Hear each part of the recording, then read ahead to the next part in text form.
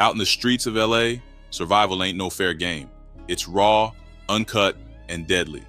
Few beefs hit harder or run deeper than the one between the 65 Menlo Neighborhood Crips and the Hoovers. This ain't just some back and forth. It's a war fueled by revenge and pride, leaving bodies and broken dreams behind. This is the story of the deadly rivalry between the 65 Menlo Neighborhood Crips and the Hoovers. The Hoover Crips were one of the biggest gangs in South Los Angeles. They were doing their thing way before the Crips or Bloods even existed, starting out in the late 60s and early 70s. Their name came straight from Hoover Street, where it all began. But the Hoovers weren't just one gang. They were like a family of smaller crews, all flying the same flag under the Hoover Crips umbrella. When they first came up, they were the Hoover Groovers. Back then, the Crips weren't even a thing yet, but things turned dark when one of their founders' younger brothers got killed. A lot of people thought the West Side Crips had something to do with it. That murder brought the Hoovers and the West Side Crips face to face at the St. Andrews Recreation Center. They both figured the Figueroa Boys were behind it. Not long after, the leader of the Figueroa Boys got stomped out at a nightclub in LA. By the mid-70s, the Hoover Groovers teamed up with the West Side Crips and switched it up.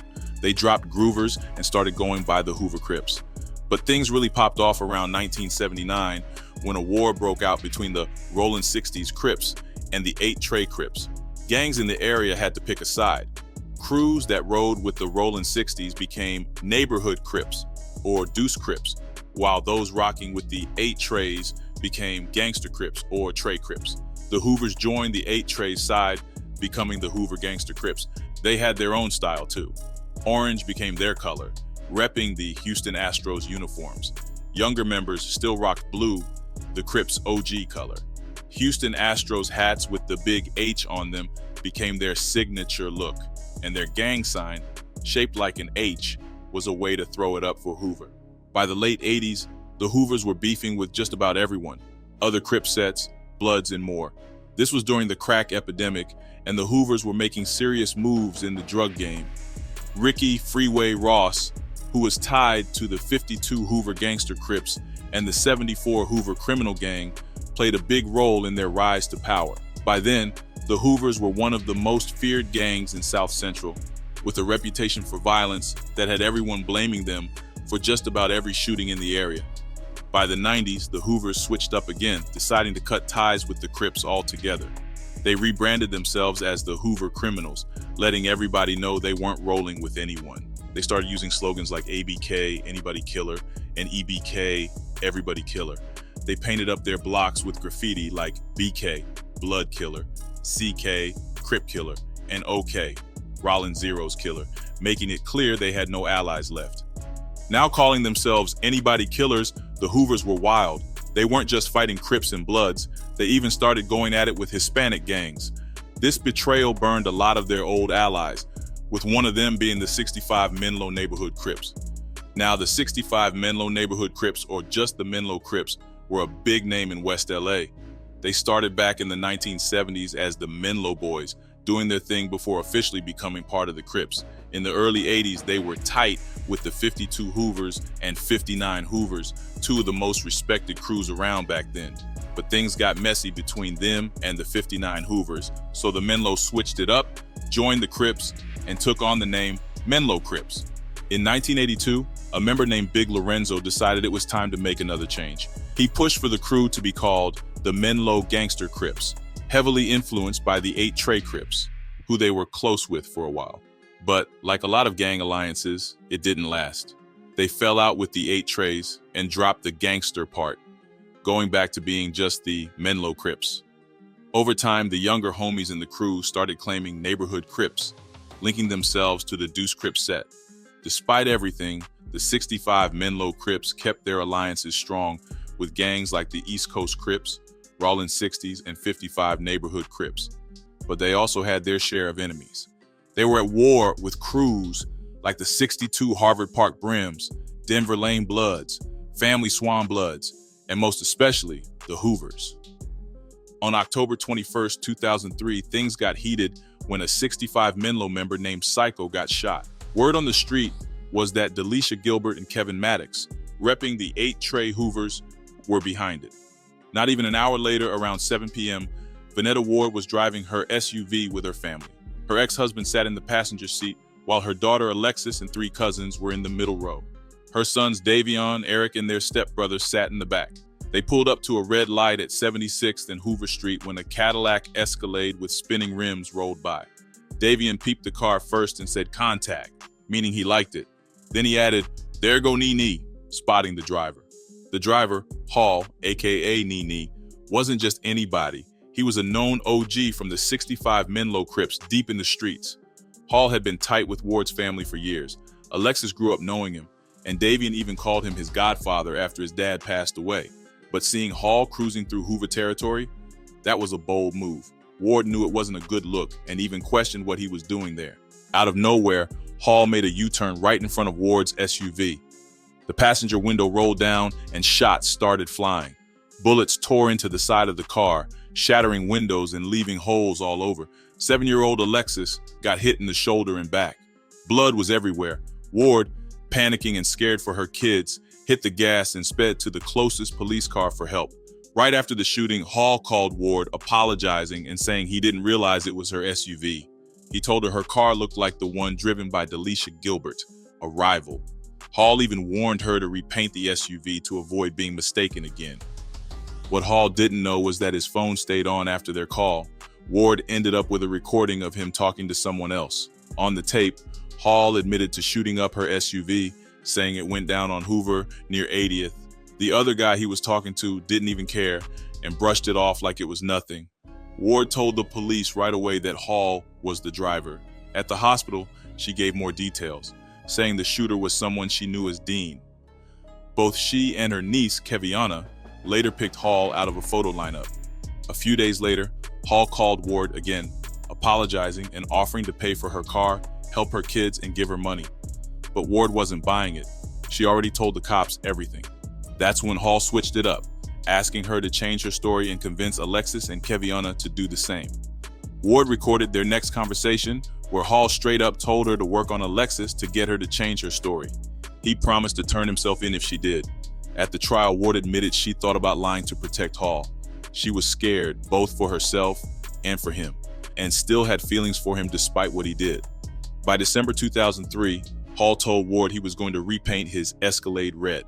Ward tipped off the police, and they found the SUV with the new paint job. Then, on January 30th, 2004, police arrested 2 members of the 65 Menlo Crips. They found a loaded gun in their car, and ballistics linked it to the shooting of Ward's SUV. Finally, in December 2004, Hall was caught and arrested. Hall swore the only reason he got convicted was because of Ward's testimony. He said she couldn't be trusted, claiming her whole record was full of lies. She had been caught up in all kinds of dirt: perjury, identity theft, false financial statements, grand theft, and burglary. Hall felt like her shady past alone should have made her unreliable. On top of that, Ward had a deal with the FBI. Back in 2001, she was facing serious charges, but instead of doing time, she flipped and started working as an informant. The FBI helped her skate by with probation instead of prison. After that, she started working undercover for them, snitching on drug deals and gang activity in the neighborhood. She even did some undercover drug buys for them, getting paid between $30,000 and $40,000 in cash or help moving to a new spot. Hall said all this proved Ward would do whatever it took to save herself, even if it meant lying in court. He argued her testimony couldn't be trusted and claimed there wasn't enough real evidence to convict him. But even if you threw out everything Ward said, the rest of the evidence still painted Hall as guilty. Alexis, Keviana, and Davion, who were all in the car during the shooting, said straight up that Hall was the one driving the SUV. They knew him personally and had seen his car plenty of times before. That alone was enough to connect him to the shooting. And let's not forget the recording where Hall admitted to shooting at Ward's car. That kind of evidence was hard to argue with. So, even if Ward's testimony didn't hold weight, the jury had more than enough to convict him. The jury didn't hesitate. They found Hall guilty of 9 counts, including attempted murder and shooting at a moving vehicle. He also got hit with a gun charge, since he wasn't even supposed to have one. Hall's been locked up since 2007 and won't see a chance for parole until 2029. But just when you thought the chaos was over, The streets had another story to tell. On December 18, 2006, Jermaine Richards was walking home when he spotted his homies, Shakota Doss and Deontay Burks, chilling in the parking lot at his apartment complex. They kicked it for a minute, and then Burks stepped off to chop it up with somebody nearby. A couple minutes later, shots started ringing out. Burks hit the ground, but Richards and Doss managed to get away without a scratch. Richards ran straight into Doss's crib and called the cops. When the police pulled up, Richards told them about the shooter. He said the dude was tall, skinny, with dark skin, rocking a blue Dodgers jacket and a blue beanie. He also said the guy had acne and buck teeth, called him nerdy looking. But even with all that, Richards wasn't sure he could recognize the guy again. Later, when they showed him a photo lineup, he couldn't pick anybody out. The cops checked the security cameras around the spot and caught a green car cruising east on 80th Street right before the shooting popped off. After the shots, the same car was seen heading west. That car became their lead. On December 26, 2006, Sergeant Reynolds arrested Patricia Brown for some robberies. During their talks, she started spilling tea about the shooting. She said Jelks was the shooter and Hutchinson was the one driving. Reynolds took this info to Detective Luis Romero with the LAPD. The next day, Officer Gilberto Gaxiola spotted a Lexus that matched the car used in the shooting. He stopped it, Idaho'd everyone inside, and found out they were all 65 Menlo Crips. He snapped their pictures and let them roll, but now the cops had their eyes on the crew. On January 3, 2007, Detective Romero and Sergeant Reynolds sat down with Brown for a recorded interview. She told them Jelks had bragged about going into 8 Trey Hoover territory and shooting somebody. He even asked her to drive by the spot afterward. And she did, saw the whole block lit up with cops. Brown also ID'd Hutchinson's Lexus from the security footage. The cops confirmed Hutchinson owned the Lexus, and 2 days after, they arrested him in Menlo Crips territory. Jelks got picked up not long after in the same area. At the trial, Brown testified that she used to date Jelks and knew him and Hutchinson well. She said Jelks told her straight up that he shot someone, and she even drove him to the scene afterward.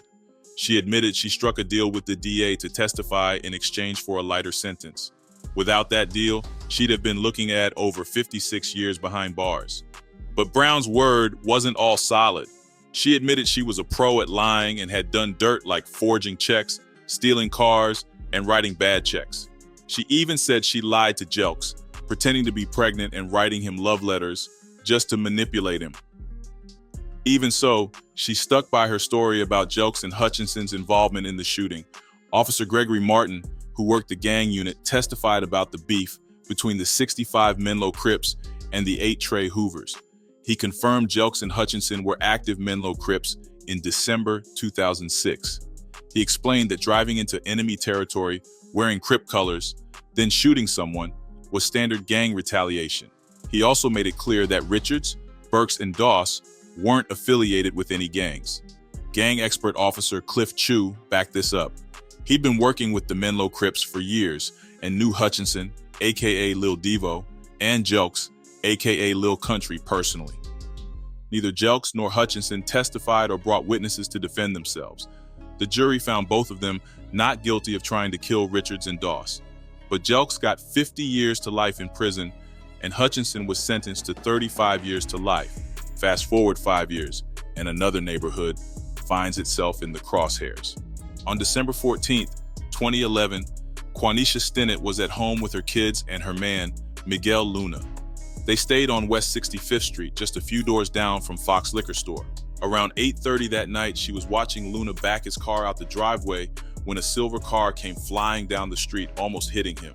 Luna hit the brakes, and the car sped past again like it didn't even see him. Quanisha went back inside, but just a few seconds later, gunshots started popping off outside.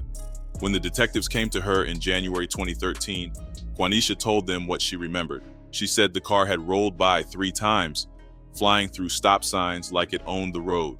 She described the driver as a big, dark-skinned black dude, maybe in his 30s. They showed her some pictures, and she pointed to one of Foster, saying it might be him. But she couldn't say for sure. The light was bad, and she'd only caught a side glimpse. At the trial, Quanisha admitted she was shook during the interview and didn't want to get caught up in it. She'd just gotten out the hospital, was on heavy meds, and didn't want her name tied to anything that could bring heat to her or her kids. Miguel Luna also took the stand and told his side. He remembered the silver Dodge Charger speeding past him as he was pulling out the driveway. Later, when he went to pick up a friend at the liquor store, he saw that same car again, flying down the block. That's when he heard the gunshots. Luna ducked down and ran into the liquor store for cover. When he looked out, he saw his boy Hudson laid out on the ground, bleeding. Hudson recognized him and begged him to call his family. Luna ran to Hudson's house to get help. Blood was everywhere, on the ground where Hudson got hit and trailing back toward the store. Luna said he didn't remember telling the cops that the driver was a big dude with a beanie and a beard. He also didn't recall saying the shooter was a skinny guy in a hoodie. All he could say for sure was that he ducked for his life and ran into the store. Luna had lived in the area for 15 years, but he claimed he didn't know anything about gangs and didn't think Hudson or his son were into that either. When the cops showed him pictures, he couldn't pick out the driver.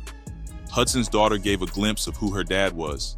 People in the neighborhood called him the cook because he was always grilling fish and barbecue for everybody on weekends. When she heard he'd been shot, she ran straight to the liquor store. Hudson was lying in a pool of blood wearing black basketball shorts, a white t-shirt, a black apron, and a do-rag. He was barely holding on but begged her to help him. He ended up in the hospital, going through surgery after surgery, lost his spleen, a kidney, part of his intestines, and his liver got messed up too, but he didn't make it. He passed away 4 months later from all the complications. Detective Brian Williams from LAPD worked the scene. He didn't see any gang tags or signs that the liquor store was a gang spot. Hudson was still awake when Williams got there and said a gray Dodge Charger had pulled up, stopped, and a dude got out and started shooting at him. Hudson couldn't say who the driver was and didn't bring up anything about gangs. The cops found 2 shell casings and a bullet on the ground. A week later, on December 21st, Tamika Ball had her own run-in with the silver Charger. She was parked on the street, texting her friend about some cookies she was picking up when the car rolled up next to her. She looked over and saw Foster in the driver's seat. He looked shady, and knowing how the area was, she called her friend to hurry up and come outside. Before she could even blink, gunshots rang out. She dropped down, crawling out of her car, and saw Foster shooting at her just a few feet away. He was bald, had some facial hair, and wore a black hoodie. After he drove off, she ran to her friend's house for safety. Nearby, 2 cops heard about 8 shots and spotted the silver Charger speeding off. The car nearly clipped their patrol car and ran a bunch of stop signs before crashing into a pole at 75th and Van Ness. The cops pulled over and arrested Foster along with 2 other dudes, Marquis Graham and Brian Cook. The police found all kinds of evidence tossed from the car: 2 guns, a pair of gloves, 6 bullet casings, and a live round. They brought Ball to the crash site, and she ID'd Foster as the shooter with 98% certainty. Now, the bullets from the first shooting, they came straight from the same gun Foster tossed out the window during the second shooting. That wasn't just one expert saying it either. Another one double-checked the evidence and backed it up. Same gun, no doubt. Foster's phone records got pulled after the second shooting, and here's what stood out. Dude was on his phone heavy, over 20 calls in just 2.5 hours. But there was a gap between 8:19 p.m. and 8:45 p.m., nothing. That just so happened to be right around the time of the first shooting. And guess what? His phone pinged in the area where it all went down. The prosecution came with some liquor store security footage. A silver Dodge Charger was rolling by the spot on the day of the first shooting.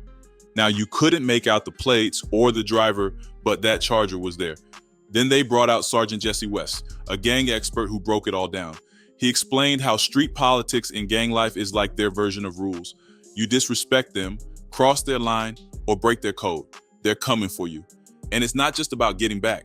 They do it loud, proud, and public to keep people scared and silent. Drive-bys? That's how they send the message. They jump out, shoot, scream their gang name, or flash their colors to remind everyone who's running things. West's specialty? The Hoover Crips. He laid it out. The 74 Hoover criminals and the 8 Trey Hoovers are tight, almost like family. They run together, fight together, and handle their business as one. Both crews are about 200 strong, and they don't hide the fact they can't stand the rolling 60s Crips or the 65 Menlo Crips.